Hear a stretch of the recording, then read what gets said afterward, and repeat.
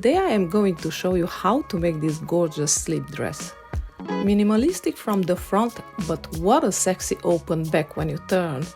With the ruffle detail, it's romantic and flirty. Hi everyone, my name is Kali and welcome to Kali for You. I am passionate about fashion design and trends, sewing, creating patterns, drawing, painting, and also making jewelries. With 20 years of experience within the fashion field, I am proficient in the process of making a garment from the initial design through the finished product.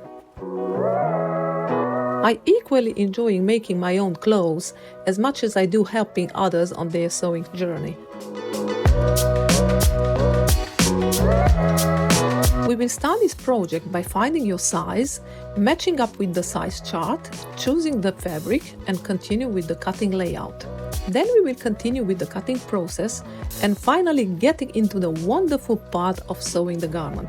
You will need a sewing machine, scissors, pins, a sewing tape, a pattern, and the fabric, of course.